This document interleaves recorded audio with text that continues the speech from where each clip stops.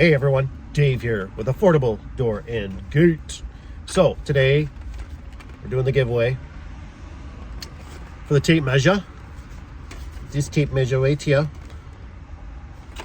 So I'm going to name that out here shortly in the middle of the video somewhere. So anyways, today's video I kind of wanted to do a little bit of the money aspect of business. Hunter reached out to me and he was mentioning something about being he's going to get into the trade, and I think I want to shed some light on this. And it's always one of those things, like I can go back and forth with my wife about this, because it's not that the garage door business, it can make you money, but I wish there was somebody out there like me that was there to tell me like what to expect. Kind of like that other guy that was doing it longer than I was. And he said, there's seasonalities to this business. And I was like, I really don't understand what you're saying. You know what I mean? Like, I don't understand. But there's a very human trend to people. It's like the media, right? When they say things, people, panic and they go swoop up a bunch of toilet paper, right? I mean, it just amazes me that people are that, I don't know how to say it, just easily convinced,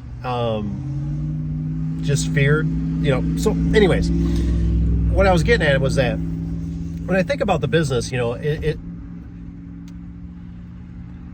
sometimes in the business, you can push hard, and the harder you push, sometimes you get blowback. Not all the time, but I noticed sometimes in this business, I did it to myself plenty of times. And it's not that you can't make a living in the garage door business. I wish people understood that it's not even so much, it's just that industry, right? It's really the commitment to work. That's really what it comes down to. The sacrifices. A lot of people always come into my business, and they always look at it and they think it's glamorous, and they, oh my gosh, like you got all these vehicles, and you got houses, and you got, like, that wasn't all because of the garage door business. That was because of good investments. That was because of a lot, and I mean a lot of work. Tons. A lot of after hours. A lot of weekends. See, like, a lot of people don't understand when you're in business for yourself, there's nobody else to rely on. I do miss the days of punching a time clock. I used to work at a shop, and I remember, when I punched that time clock, it was like, I'm out. Oh, what? The machine just broke down? Not my problem. Third shift can handle it. Second shift can handle it. I'll be on first shift. I'll be in the morning. Hope you get it fixed by then. And so here's a little caveat. I remember one time I was watching, maybe some of you guys watch him, Stan. If you know who Stan is, comment the rest, what his channel is. But I was watching Stan, and he was explaining that in his business, he literally did, I forget what it was. He had bigger numbers. But for me, it was 100,000, right? I basically did $100,000 less in sales, but yet I profited, like, I think it was $30,000 or $60,000 more. And so what the point is that, I remember at the end of that year one time, I mean, I've done over $1 million in sales easily. I've blown past that. But it's the problem, it's in sales. So when you start looking at your spreadsheet, right, and you go, oh, here's your payroll. Geez, okay. Wow, here's fuel. Ooh, man. Wow, here's material cost. Here's expenses. Here's repairs. Here's, we purchased, You start to realize, oh my gosh, it's like you almost get this pit feeling that you're going, I'm making everybody else rich. I'm making the vendor, I'm making Saudi Arabia, fuel, the gas stations, whatever you want to call it. I'm making everybody else rich. And I'll never forget the day when I was with my accountant, and they're sitting there telling me how, this was years ago, And I remember I got approached, well, they were telling me, for one, I had like $30,000 in profit. And then I'm like, okay, well, I don't have $30,000 in profit. I'm like, I got 60, you know what I mean? Well, no, they said that, okay, sorry. Somebody was walking by. I thought they were going to come approach me.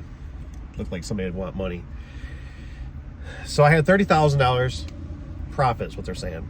But I only had $16,000 in the bank account. And I'm like, but you want me to pay? So I had to pay the taxes, right? There's a whole thing to it.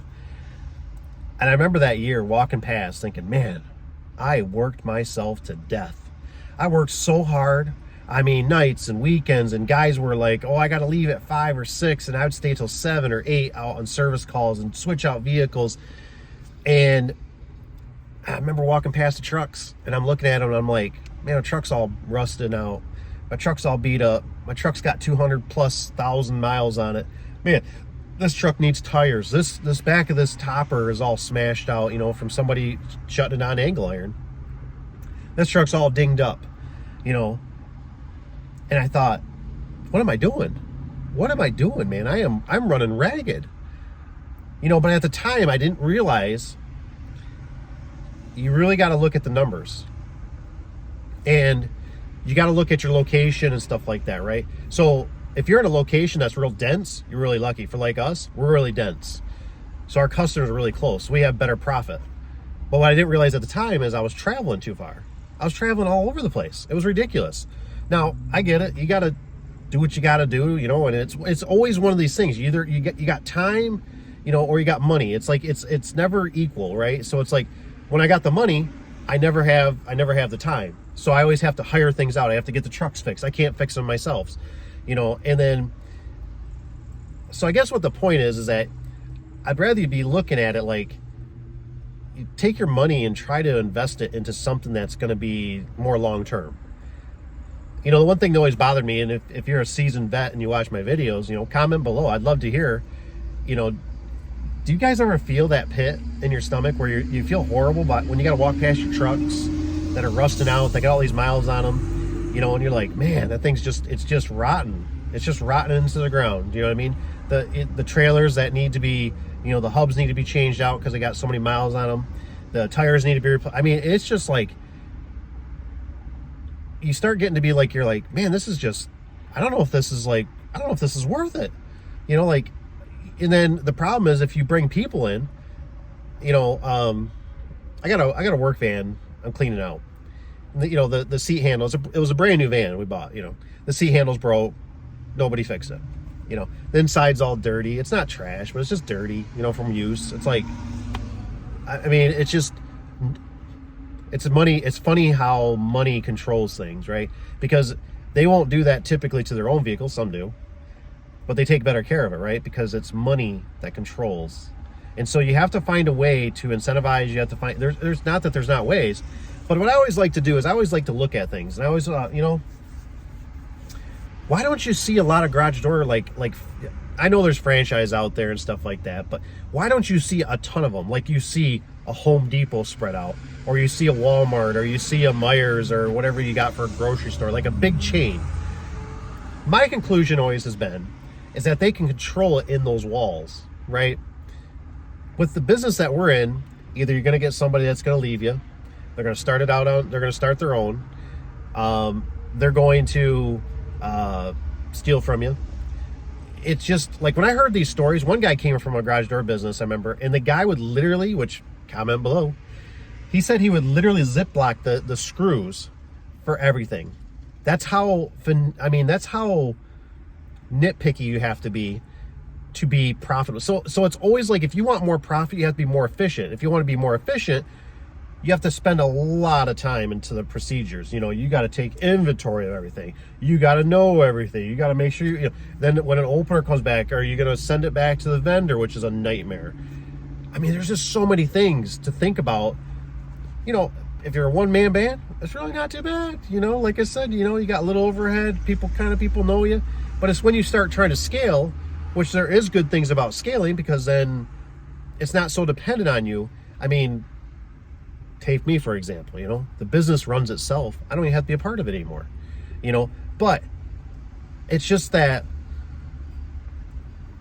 was it like, boy, was it worth, 16, 18 years of that? It's like, it was good, but it's like, man, it's a lot. It's just a lot to take in. And so I just want you to have a perspective that, I think it was Hunter with 2 E's. If you're really thinking in 5 or 10 years, you're going to probably be a millionaire. You might be a millionaire in sales, but you're probably not going to be a millionaire in your pocket or your bank account, because there's just so many things when people look at it. And I was one of them too. You look at an invoice or something, like, oh my gosh, they're making $400, you're making $600, you're making $12, you're making $5. There isn't much, nowadays. It's like, unless it's over $10,000 in a job, it doesn't even get me really that excited. Is there money to be made? Absolutely. Springs and stuff like that, sure. But it's just that I know the liability. For example, I'll give you an example, and then we'll do the names here. I had a guy, a good friend of ours, actually, that's far away. It's probably at least an hour and 10 minutes. And I remember he asked me about adding sections to a garage door, and I'm like, Now, he already had another price from another garage door company, and they already kind of roughly gave an idea that this is so much in labor and stuff. Yeah, it's a lot. And so, like, I look at it, I'm like, I already know. I'm just like, I'm out. I don't even want to entertain this. I don't even want to try to find sections for this. It's too far away. The expectation's going to be, obviously he already got a price. So it's not like he said, hey, I got a price, but I'd rather use you, but this is what he came in at, right? Which sucks for the other garage door guy, because he already spent his time and labor and fuel and looked at it and, his invoice or whatever estimate. And I'm like, no. I'm like, and I've already mentioned to him, like, the best thing for you to do is find somebody to buy that door and then replace it. Because it was like a bigger door. It was like, I don't know, 18 by 8, and they want to make it 18 by 14 or something, so add sections. And it was just, are you going to run into low headroom? Who's doing the framing? Then you got to deal with you look at it and you go, oh, I could charge $5,000 or $10,000.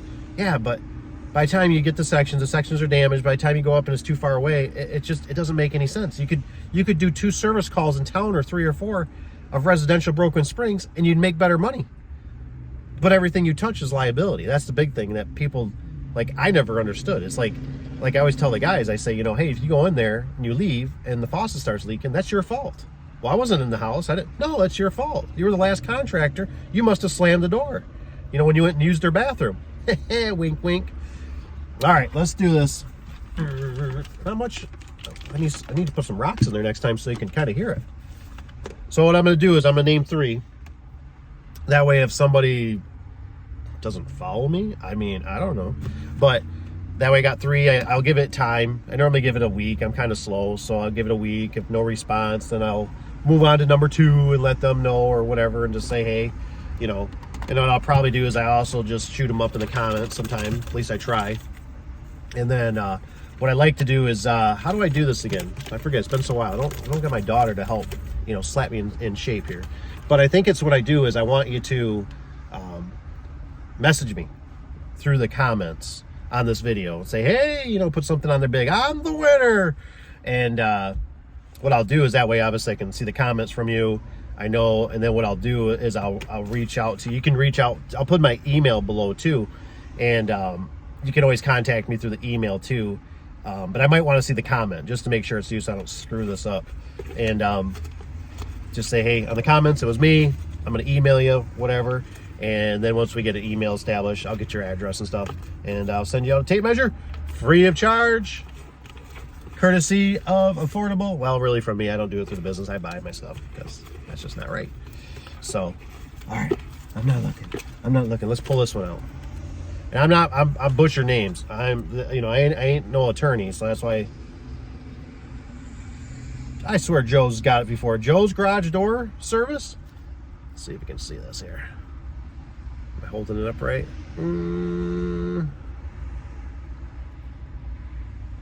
Joe, Mr. Joe is the first contestant, the first winner chicken dinner. So Joe, like I said, just shoot me a comment. Oh, I shouldn't use sticky stuff. They're sticking. Next one. Rich. What's it say? Rich. Batsy? I can't say that. Is it backwards? It's probably backwards. Rich, and then it says 5714. So that's number 2 runner. All right. And I guess you could always just put on there that you're number 2, and then that way I'll say, hey, I'll just comment back and say, hey, Joe never got hold of me. I think Joe will, though. Joe's on top of it. Steven what? Wilkie?